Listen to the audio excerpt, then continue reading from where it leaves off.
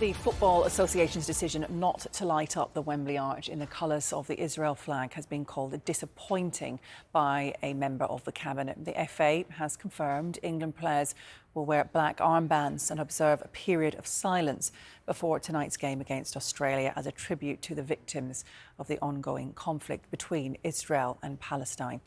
Rob Harris reports. The Wembley Arch has become the national symbol of solidarity.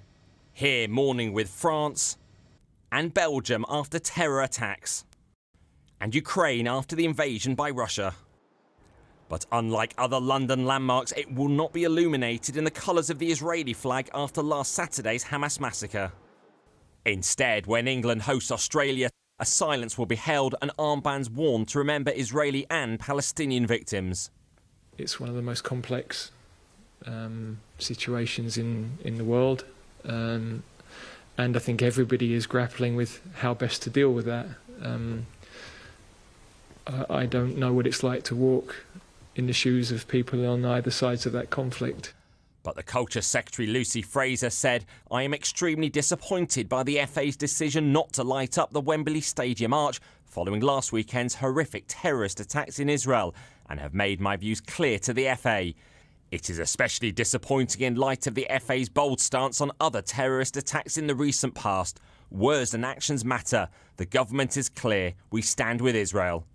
Days of discussions left the Football Association having to navigate being consistent with past commemorations here and the complexities of commenting on the bloodiest escalation in decades in a long-running conflict. Ultimately, they attempted to come up with a nuanced position that honours all victims, while at the same time banning any fans bringing Palestinian or Israeli flags into the stadium. Palestinian flags have been displayed prominently by players at games in England. And the FA is recognising the hundreds killed in Gaza following Israel's military retaliation, as well as more than 1,300 Israeli victims of the Hamas atrocities. For a former head of English football, the tributes announced seem inadequate. I think it's a matter of whether you've got the common human decency to recognise the pain and the suffering that people have gone through and understand it immediately. They're doing everything too late. Banning the flags makes complete sense to me, because what you certainly don't want is a disruptive political demonstration in a stadium. Lighting the arch would have done it. It's a very, very clear signal. Last year, England did pose with the Ukraine flag, but now they're avoiding taking sides in a conflict, however divisive that is to some.